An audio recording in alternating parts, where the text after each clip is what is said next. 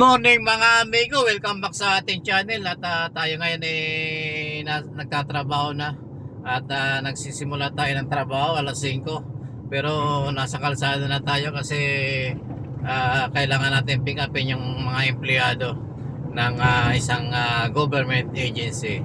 Ayan mga amigo, bagamat cut off na yung ating overtime, sabi nila excess na raw. Hindi ko alam kung paano nag-i-excess yung overtime nire-render naman natin yung service. Gobyerno pa mismo ang nagdi-discriminate niyan sa mga kapwa Pilipino. Yung dapat yung gobyerno ang nagpapatupad ng tama. Ayan na, shoutout sa mga nasa gobyerno, shoutout sa inyo. At sa mga magnanakaw sa gobyerno, shoutout din sa inyo. Ingat, salamat po sa inyong lahat. Ayan mga amigo, tayo ngayon ay nasa Muntinlupa side or nasa Alabang area. Ayan, aga-aga natin nagngango. At nakakainis lang kasi yung alam mo na yung gobyerno ng tatakbuhan mo pagdating ng kagipitan na makakatulong sa iyo. Ayan, bilang job order. Ayan, job order tayo sa loob ng 3 taon job order pa rin talaga naman ang gobyerno natin. Oo. Talaga naman kung sino pa yung nagpapatupad ng batas para sa tao, siya pa yung ngayon nagdi-discriminate ng mga Pilipino. Ayan, shoutout sa mga taga-gobyerno at saka yung mga magnanakaw sa gobyerno, shoutout sa inyo. Hindi nakakahiyaman pero talagang ganyan ang buhay ng Pilipino. Lalo na yung mga OFW, pag uwi nyo dito sa bansa, sa Pilipinas, wala na kayong pwedeng pasukan trabaho dahil sasabihin sa inyo mas priority nila yung kabataan. At yung gobyerno naman, pag nag-apply ka naman sa isang opisina ng gobyerno, like yung tumutulong sa OFW, sasabihin sa iyo, sino po nag-refer sa inyo? Yun po ang unang-una nilang itatanong pag nagbigay kayo ng application form sa HR nila. Tatanungin ka kagad, sino po ang nag-refer sa inyo? Instead na basahin kung OFW ka ba, yung kagad itatanong nila. Nakakalungkot po. Tapos merong isang senador na nagpanukala sana naman matupad yung bibigyan daw ng pension yung mga OFW. Kaya lang 15 years ka muna maghihirap doon sa ibang bansa. Bibihira po yung maabot ng 15 years doon sa abroad.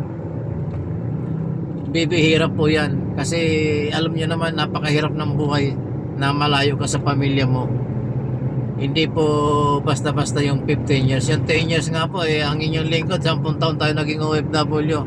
Pero wala, pag uwi natin dito, napakahirap maghanap ng trabaho. Yung discrimination, napakalaki. Tapos sa gobyerno naman, pag pumasok ka sa gobyerno, job order o kaya COS, contract of service. Ay, Diyos ko po. Tapos ganito pa, kung job order ka na nga, maliit na yung sweldo mo, okay lang yan, trabaho natin yan, pero dapat ibigay naman nila yung nararapat para sa tao.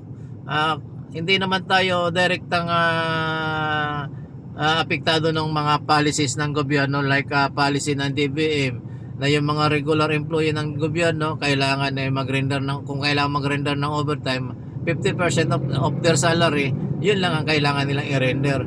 Pero tayo naman under ng Department of Labor yung mga job order hindi naman po yan wala pong binibigay ang gobyerno sa mga job order na benepisyo. Ngayon kung kung agency ang pinanggalingan mo, service provider, at magkakaroon ka ng benepisyo sa SSS saka sa Pag-ibig. Yung PhilHealth naman po wala yun kinukurakot naman kasi ng mga magnanakaw yung pondo naman. Kinukurakot ng mga magnanakaw yung mga pondo. Talaga naman dapat i-export na yun doon sa ibang bansa para yumaman ng Pilipinas, doon sila magnakaw sa mga mayayamang bansa. Tapos dali nila yung ninakaw nila dito sa Pilipinas. Shoutout sa mga empleyado ng gobyerno. Magtrabaho naman kayo, pumasok kayo sa tamang oras. Hindi yung pinapasweldo kayo ng taong bayan tapos papasok kayo kung anong oras lang gusto nyo, tapos mag-out kayo ng pag pumasok kayo ng alas 8, ang labas niyan Siyempre, uuwi yan alas 5. Pagdating ng alas 4, wala na nagtatrabaho sa opisina. Naglalaro na lang yung mga yan. Naglalaro sa cellphone.